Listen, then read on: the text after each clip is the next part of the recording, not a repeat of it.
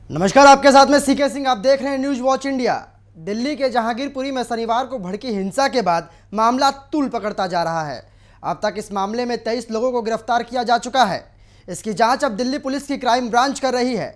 इधर Delhi police commissioner Rakesh Asthana ने जहांगीरपुरी हिंसा को लेकर प्रेस कॉन्फ्रेंस के दौरान सोमवार को सभी सवालों का जवाब देते हुए अफवाह फैलाने वालों पर कड़ी कार्रवाई करने की चेतावनी दी।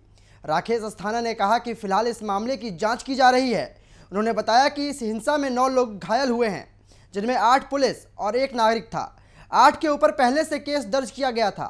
केस क्राइम ब्रांच को सौंप दिया गया है। राकेश अस्थाना ने बताया कि सोशल मीडिया पर फुटेज और सारे विजुअल्स जो हैं उनकी जांच की जा रही है। इसके अलावा स्पेशल सेल को जिम्मेदारी दी गई है कि डिटेल सबूत एनालिसिस करके केस में जो भी है वो शामिल करें। उनकी जाँच करके आगे कार्रवाई की जाएगी। 6:15 बजे प्रोसेशन का जो पिछला हिस्सा है, आगे का हिस्सा निकल गया था, तो पिछला हिस्सा है वहाँ पे उस प्रोसेशन में जो लोग शामिल थे और वहाँ जो लोग खड़े हुए थे लोकेलिटी में, उनके बीच में आपस में तकरार हुई और उसके बाद फिर स्टोन पेल्टिंग और दूसरे इंसिडेंट्स हुए। पुलिस का बंदोबस्त प्रोसेशन के साथ था और उस समय जो हमारे अधिकारी थे, सब इंस्पेक्टर और उनके साथ जो टीम थी, उन्होंने दोनों साइड को अलग करके बीच में पुलिस थी और इन लोगों को कंट्रोल करने की कोशिश की। इस सिलसिले में अभी तक हम लोगों ने ऑफेंस रजिस्टर करके 23 एक्यूज को अरेस्ट किया है। इन 23 में से 8 एक्यूज ऐसे हैं जिनके प्रीवियस इन्वॉल्वमेंट है। सीसीटीवी फुटेज और दूसरा जो डिजिटल एविडेंस अवेलेबल है उसके एनालिसिस चल रही है। उसके आधार पे अभी कुछ और लोगों को आइडेंटिफाई किया गया है जिनकी धरपकड़ की जाएगी और कस्टोडियल इंटरोगेशन किया जाएगा। 3 फायर आर्म सीज किए हैं और 5 सोर्ड्स सीज की गई हैं। ये केस क्राइम ब्रांच को इन्वेस्टिगेशन के लिए सौंप दिया गया है। उसी सिलसिले में आज 4 फॉरेंसिक टीम्स एफएसएल से सीन ऑफ क्राइम का विजिट किया है और सैंपल्स वगैरह कलेक्ट किए गए हैं।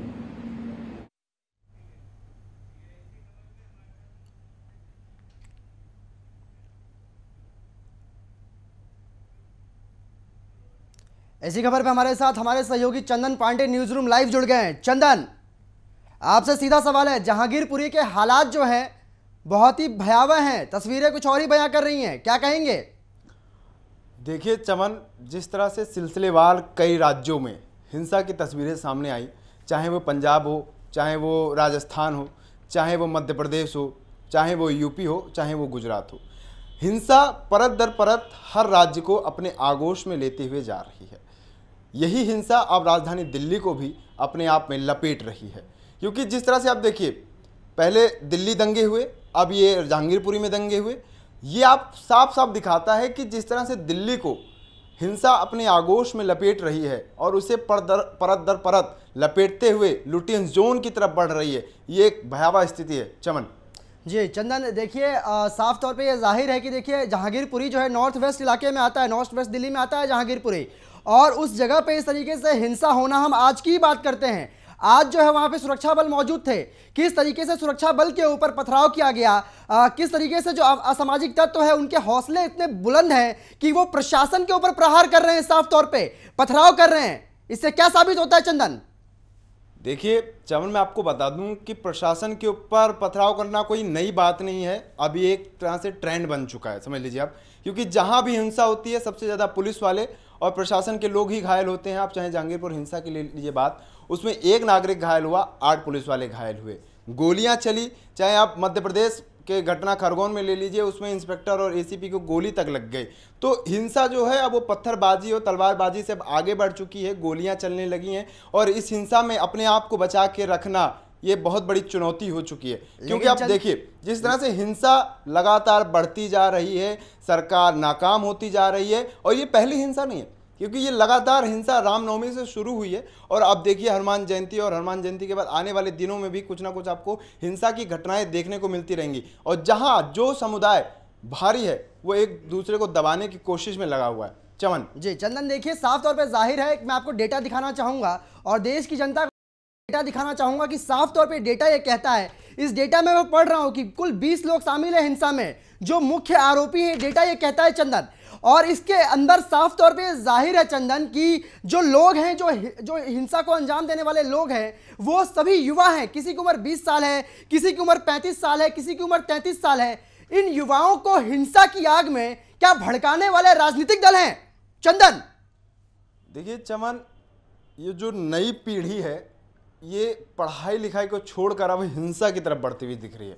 क्योंकि जिस तरह से नई पीढ़ी हिंसा में संलिप्त होते हुए पाई जाए, आप देख लीजिए पुराने रिकॉर्ड उठा के देखेंगे चमन, तो जो दंगे की तस्वीरें हैं और दंगे में जो शामिल युवा हैं वो अधिकतर 35 से 37 साल के युवा हैं। क्योंकि जो अब 50-60 से साल के ज़्यादा के लोग तो इस हिंसा में शामिल नहीं होते। और इन युवाओं का एक हिंसा में शामिल होने की वजह है कि इनके पास ना तो रोजगार है, ना ये शिक्षा की तरफ बढ़ पा रहे हैं। इनकी जो बुद्धि है, जो दिमाग है, वो हिंसा की तरफ बढ़ाया जा रहा है। और एक तरह से कभी कभी लगता भी है कि ये प्रायोजित दंगे हैं। आप जहांगीरपुरी की हिंसा को देख लीजिए, लोग कह रहे हैं कि छोटा सा विवाद हुआ और छोटे से विवाद ने इतना बड़ा हिंसा का रूप ले लिया कि आज 3 दिन होने को है। और जिस तरह से वहाँ कर्फ्यू लगा हुआ है, अभी कुछ देर पहले की बात है, जिस तरह से पुलिस गिरफ्तार करने गई आरोपी को, पुलिस प्रशासन के ऊपर पथरा हुआ। आप क्या समझ देख रहे हैं ना कि जिस तरह से हिंसा लगातार बढ़ती जा रही है और युवाओं में हिंसा की प्रवृत्ति बढ़ती जा रही है, वो सोचने का विषय है चमन। लेकिन चंदन, ये भी तो साफ तौर पे देखा जा सकता है कि जो जहांगीरपुरी का मामला है, ये पहला हिंसा का मामला नहीं है।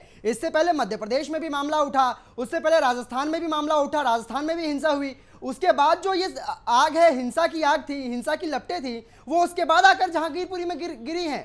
तो इससे क्या साफ तौर पे जाहिर है कि जो राजनीतिक नेता हैं या फिर जो सियासत दल के जो दो अलग अलग विचारधारा के लोग हैं, वो क्या अपने सियासी फायदे के लिए युवाओं को बांटने का काम कर रहे हैं चंदन? देखिए चमन, ये तो बात की बात है कि कौन किसको बांट रहा है और कौन किसके वोट को खाने की कोशिश कर रहा है। लेकिन क्योंकि बात तो ये है, क्योंकि चंदन साफ तौर पे ये जाहिर है कि हमने देखा है कि राजनीति जो है हर एक हिंसा के मुद्दे पे चल रही है। ये भी देखिएगा, कार्रवाई नहीं हो रही है, बेगुनाह लोग मर रहे हैं, हिंसा हो रही है, लेकिन कार्रवाई के नाम पे सिर्फ सियासत शुरू हो जाती है चंदन। तो क्या समझा जाए इसको? देखिए चमन, जहां हिंसा होगी वहां सियासत होगी, और सियासत के बाद दहशत होगा, दहशत के बाद दर्द होगा। क्योंकि सियासत अपनी रोटी सेंकने में लग जाती है और उन मजलूमों को भूल जाती है कि हमें न्याय दिलाना है। क्योंकि सियासत का काम ही क्या है कि दूसरे के खून को लड़ाकर अपना काम बना लो। एक दूसरे को लड़ाओगे तभी अपनी वोट की जो रोटी है वो सेक पाओगे। लेकिन जिस तरह से दिल्ली दंगे हुए और ये जहांगीरपुरी हिंसा में प्रशासन अपना काम कर रहा है, लेकिन जिस तरह से सियासतदान अपनी अपनी रोटी सेक रहे हैं, वो एक चिंता की बात है। और हमें लगता है कि गवर्नमेंट और ये जो सियासतदान है, इन्हें एक शेर है कि मत छेड़िए हिंदू मुस्लिम के जज्बात को। तो भारत गंगा जमुनी तहजीब का है, उसे ऐसे ही रहना चाहिए। एक हमारे पास संपूर्ण विरासत है जिसे हम संजो कर चलते आ रहे हैं। लेकिन हाल के वर्षों में जिस तरह से हिंसाओं ने उनमें जगह ले ली है, हमारे खाली जगहों में हिंसाओं ने अपना रूप ले लिया है, वो एक चिंता का विषय है। बिल्कुल चंदन, बिल्कुल चंदन, आप हमारे साथ जुड़े रहिएगा, अगली खबर पे भी हम आपसे जानकारी लेंगे। लेकिन ये तो साफ है कि दिल्ली के अंदर जहांगीरपुरी में अभी भी हिंसा चल रही है और पथराव किया गया है पुलिस प्रशासन के ऊपर भी। दिल्ली के अंदर आम आदमी पार्टी सत्ता में काबिज है और दिल्ली राष्ट्र की राजधानी है। केंद्र सरकार बीजेपी की पार्टी जो है केंद्र में राज कर रही है। कहीं ना कहीं दोनों सरकारों पे, प्रशासन पे सवालिया निशान खड़े होते हैं। हम अगली खबर की ओर रुख करेंगे। हिमाचल प्रदेश के ऊना जिले के मुबारकपुर में 3 दिवसीय धर्म संसद के पहले दिन भड़काऊ भाषण देने को लेकर विवाद खड़ा हो गया। पुलिस ने आयोजनकर्ता को भड़काऊ भाषण न देने के लिए नोटिस जारी किया है। अक्सर अपने बयानों को लेकर विवादों में रहने वाले मयंत यति नरसिंहानंद सरस्वती ने कहा कि केवल दिल्ली ही नहीं, पूरे देश में हिंसा हो रही है। हिंसा कहाँ नहीं हो रही। उन्होंने ये भी कहा कि उनकी जनसंख्या ही उनकी ताकत है। साथ ही उन्होंने कहा कि 7 साल में मुस्लिम पीएम होगा।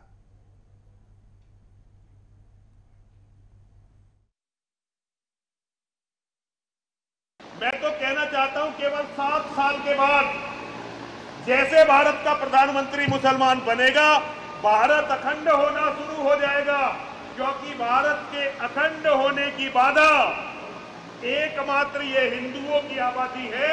जैसे जैसे ये हिंदुओं की आबादी खत्म होती चली जाएगी, भारत अखंड होता चला जाएगा।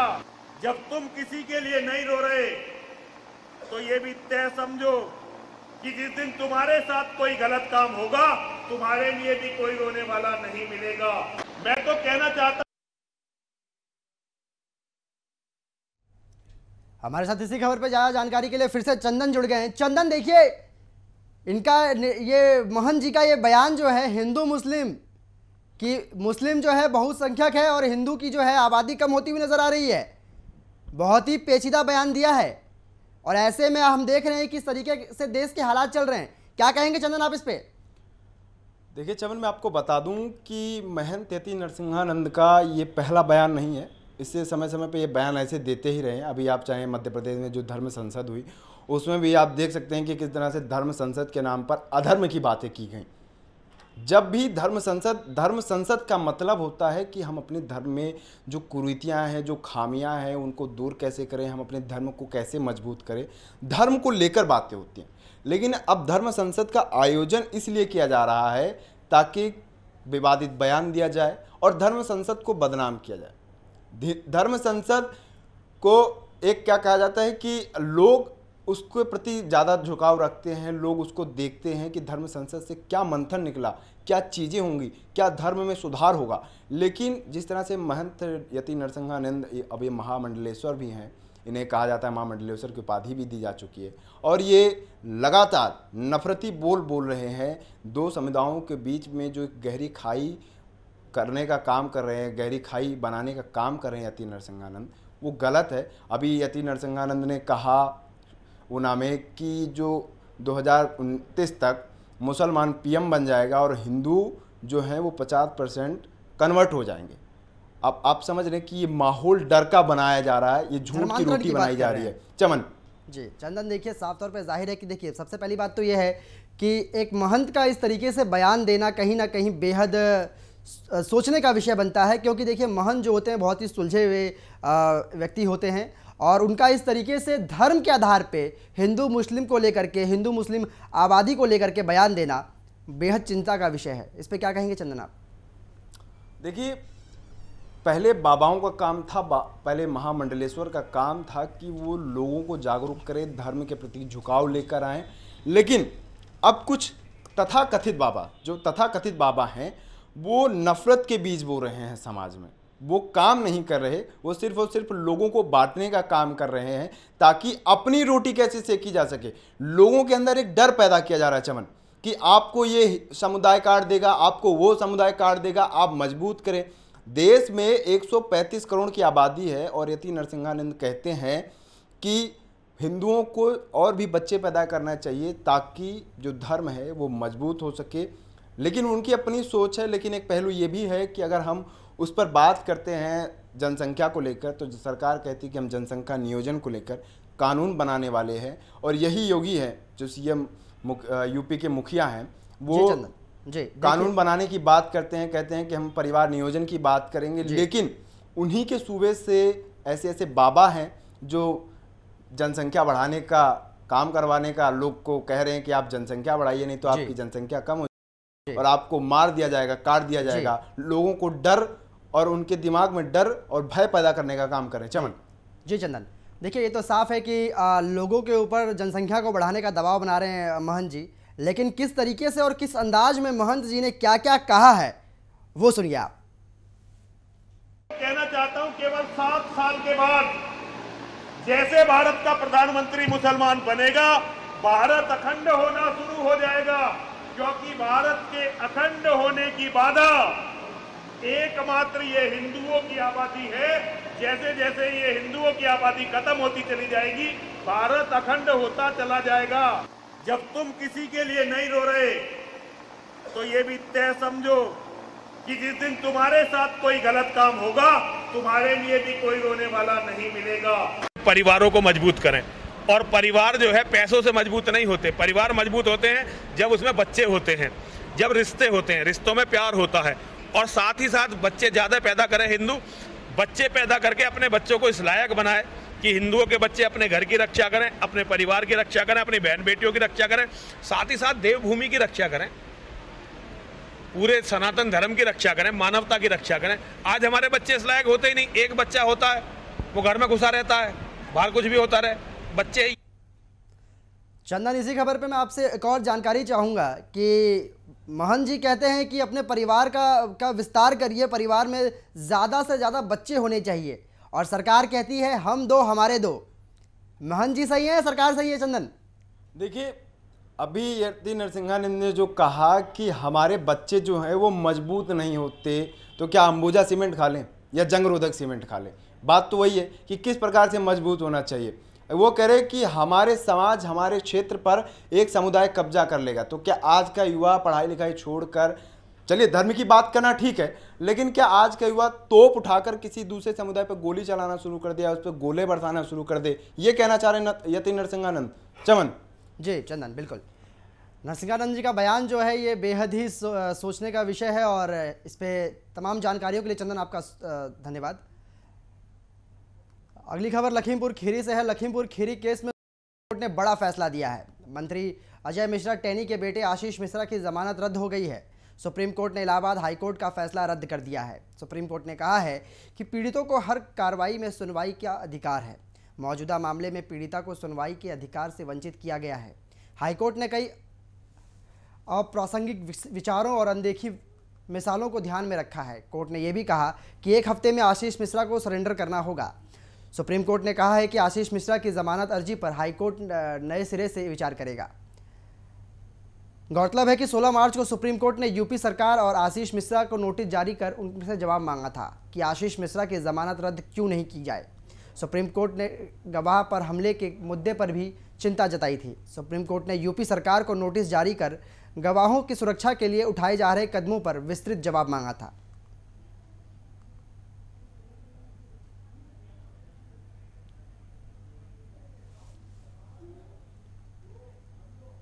इसी खबर पर ज़्यादा जानकारी के लिए हमारे साथ शिवम जुड़ गए हैं। शिवम, सुप्रीम कोर्ट का यह बड़ा फैसला है, कैसे देखा जा सकता है इसको?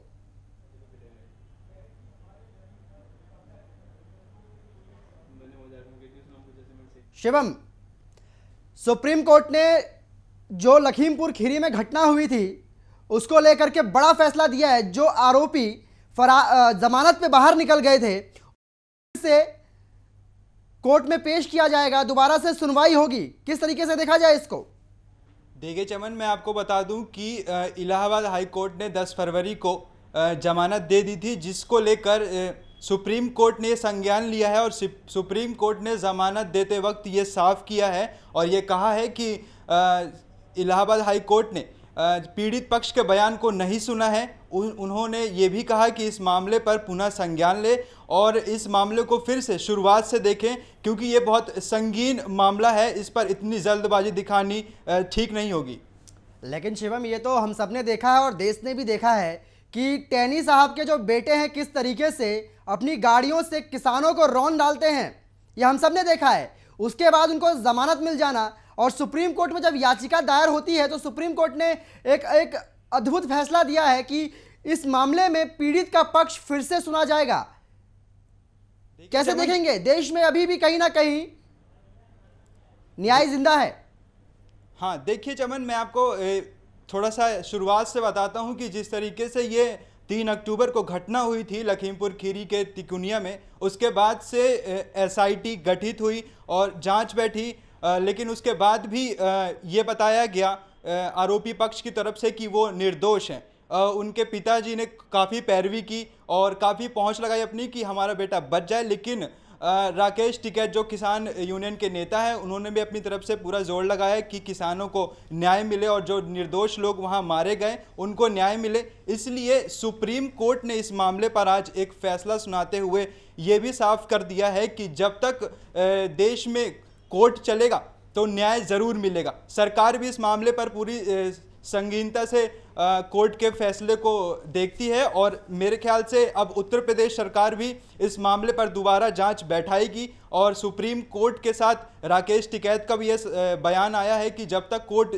है तब तक देश में सभी को न्याय मिलेगा। साथ ही राकेश टिकैत ने यह भी बोला है कि हम कोर्ट के फैसले से बहुत खुश हैं कि कोर्ट ने जो निर्दोष लोग वहां मारे गए हैं उनके परिवार को न्याय दिलाने में पूरा सहयोग कर रहा है। लेकिन शिवम, आपने उत्तर प्रदेश सरकार का जिक्र किया, इसमें एक और मामला निकल करके सामने आता है कि जब चुनाव चल रहा था उत्तर प्रदेश में, जब विधानसभा का चुनाव था, उस समय में टैनी साहब के सुपुत्र को जमानत मिल जाती है। इससे जो सत्ता में काबिज पार्टी थी वो बहुत बदनाम हुई, उनकी आलोचनाएं हुई कि किस तरीके से किसानों के हत्यारे को छोड़ दिया गया। चुनाव जीतने के बाद कोर्ट का ये फैसला और सरकार जो दोबारा बैठक बिठा रही है, इस चीज पे विचार किया जा रहा है, इस चीज पे चर्चा हो रही है, इस पे क्या कहना चाहेंगे? चमन, कई बार कोर्ट ने यूपी सरकार को फटकार भी लगाई कि वो इस मामले पर बहुत गंभीरता नहीं दिखा रही है, लेकिन जब कोर्ट की फटकार लगी उसके बाद एसआईटी गठित हुई तो उस दिन से इस मामले पर तेजी आई और उस दिन से इस मामले को संगीनता से लिया गया। और आज जो फैसला कोर्ट की तरफ से आया है उसके बाद से जो पीड़ित पक्ष है उसको एक दिल से ये लगा है कि हमारे साथ न्याय जरूर होगा, न्याय मिलकर रहेगा और उनके साथ सरकार भी अब इस मामले को पूरी गंभीरता से लेगी, क्योंकि यूपी में एक बार फिर से योगी सरकार आ चुकी है तो वो इस मामले को संगीनता से लेगी ताकि आगे कोई ऐसी बात ना हो जिससे उनको एक बार फिर से फटकार लगाई जाए। जी बिल्कुल शिवम, आप हमारे साथ जुड़े रहिए, अगली खबर पे भी हम आपसे अपडेट लेंगे। देश में कोरोना एक बार फिर से डराने लगा है। संक्रमित मरीजों और मृतकों की संख्या में भारी बढ़ोतरी हुई है। स्वास्थ्य मंत्रालय द्वारा जारी सोमवार के आंकड़ों के अनुसार बीते 24 घंटों में कोरोना के 2183 मामले सामने आए हैं। इस दौरान 214 लोगों की मौत हो गई है, जो कि देश के लिए बेहद चिंता का विषय है। हालांकि 1985 लोग डिस्चार्ज भी हुए हैं। देश में सक्रिय मरीज की संख्या की बात करें तो ये 11,542 हो गई है।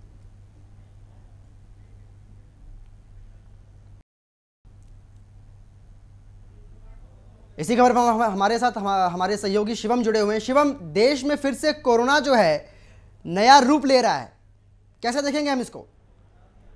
देखिए चमन, जिस तरीके से कोरोना ने एक बार फिर से अपनी रफ्तार पकड़ी है, दिल्ली से सटे गाजियाबाद, नोएडा और जगह की बात करें तो इस बार कोरोना नए रूप से सामने आया है और वो बच्चों को अपना शिकार बना रहा है। स्कूली बच्चे इसका ज़्यादातर शिकार बन रहे हैं, जिस वजह से गाजियाबाद से लेकर नोएडा तक और दिल्ली की बात करें या नोएडा गाजियाबाद तीनों की बात करें तो कई स्कूल सील कर दिए गए इसी वजह से, क्योंकि वहां संक्रमित बच्चों की संख्या ज़्यादा पाई गई है। और इसी के साथ जो अभिभावक हैं बच्चों के, उनको भी चिंता सता रही है कि सरकार फिर से ऑनलाइन क्लासेस शुरू करे। देखिए शिवम, लेकिन ये बात तो सही है, लेकिन ये हमने देखा है कि जो कोरोना का जो कोरोना निकला था वो चीन से निकला था और चीन में जो है अभी बेहद भयावह स्थिति बनी हुई है कोरोना को लेकर के। वहाँ जो लोग हैं घरों में कैद हो गए हैं, फिर से पूरे देश के अंदर लॉकडाउन लगा हुआ है। क्या दोबारा जो नया वेरिएंट आ रहा है, जो चीन में जो फल फूल रहा है, उसी का असर भारत में दिख रहा है क्या? देखिए चमन, मैं जो बता दूं आपको कि जो स्वास्थ्य विभाग है वो अपनी तरफ से ये साफ कर चुका है कि जो XE वेरिएंट आया है देश में वो इतना खतरनाक नहीं है और सरकार भी अपनी तरफ से ये लोगों को विश्वास दिलाते जा रही है कि आप अपनी पूरी स्वच्छता के साथ इस कोरोना को फिर से मात दें, मास्क लगाएं। और अभी आपने देखा होगा कि यूपी सरकार ने फिर से मास्क लगाने के लिए इस बात पर पूरा जोर दिया है कि सार्वजनिक जगहों पर मास्क अनिवार्य कर दिया जाए। प्रशासन भी अपनी तरफ से ये पूरी कोशिश करेगा कि जिस तरीके से पिछली बार हम कोरोना से निपटे हैं, इस बार भी इसी तरीके से कोरोना से निपटे, पूरी स्वच्छता का ध्यान रखें और लोगों से भी अपील की जा रही है कि वो अपना ध्यान खुद भी रखें। लेकिन शिवम, हम ये भी देखेंगे कि उत्तर प्रदेश सरकार तो लोगों से आग्रह कर रही है कि आप मास्क लगाइए, लेकिन दिल्ली सरकार ने दिल्ली को मास्क फ्री कर दिया है। केजरीवाल जी निश्चिंत हो गए हैं, कोरोना चला गया है। क्या कहेंगे इस पे? देखिए चमन, मैं बता दूं कि दिल्ली सरकार ने जिस तरीके से पिछली अभी कुछ दिन पहले ये बोला कि आपको मास्क लगाने की कोई ज़रूरत नहीं है, ये कोरोना इतना खतरनाक नहीं है, लेकिन उसके कुछ चंद दिनों बाद ही कोरोना ने अपनी रफ्तार फिर से पकड़ी। जो केस मतलब कह सकते हो आप 1 गुना थे, वो 2 तिहाई के रूप में सामने आने लगे। और इसके बाद ही दिल्ली सरकार को ये चिंता सताने लगी कि ये चौथी लहर दिल्ली के अंदर फिर ना आ जाए, जिसके बाद खुद केजरीवाल ने एक प्रेस कॉन्फ्रेंस की। उसके बाद उन्होंने खुद बताया कि दिल्ली के लोगों को डरने की ज़रूरत नहीं है, हमारे जो स्वास्थ्य विभाग है वो पूरी तरीके से अलर्ट मोड पर है, हम सभी लोगों को वो पुख्ता इंतजाम कराएंगे, अस्पताल में बेड्स मौजूद हैं, ऑक्सीजन सिलेंडर की मात्रा भरपूर है, आप घबराएं नहीं। लेकिन कहीं ना कहीं ये बात सोचने पर मजबूर कर देती है कि दिल्ली जिस तरीके से पिछली वेव से गुजरा है उससे हालात काफ़ी चिंताजनक हो गए थे। फिर केजरीवाल हो चाहे केजरीवाल के स्वास्थ्य मंत्री सत्येंद्र जैन हो, दोनों ने इस मामले पर गंभीरता जब दिखाई जब कोरोना के आंकड़े बढ़ने लगे और केंद्र सरकार को जमकर कोसा। लेकिन कहीं ना कहीं केजरीवाल जब दिल्ली में कोरोना अब नहीं बढ़ रहा और उसके बाद बयान शुरू कर दिए कि आप मास्क ना लगाएं, तो कहीं ना कहीं ये लापरवाही दिखाती है केजरीवाल सरकार की कि आप एक बार कोरोना की वेव से गुजर चुके हैं, लेकिन आप फिर लोगों से वही अपील कर रहे हैं जो अभी आपको नहीं करनी चाहिए। कुल मिलाकर ये जल्दबाजी होगी। जी बिल्कुल, तमाम जानकारी के लिए आपका धन्यवाद शिवम। और दिल्ली में और उत्तर प्रदेश के अंदर, देश के अंदर अभी कोरोना की बेहद महामारी चल रही है। लोगों को सावधानी बरतने की बेहद ज़रूरत है। आप सभी मास्क लगाएं, सैनिटाइज़र का प्रयोग करें और घरों में भी सुरक्षित रहें। साथ ही इस बुलेटिन में फिलहाल इतना ही। देश दुनिया की तमाम बड़ी खबरों के लिए आप देखते रहिए न्यूज़ वॉच इंडिया।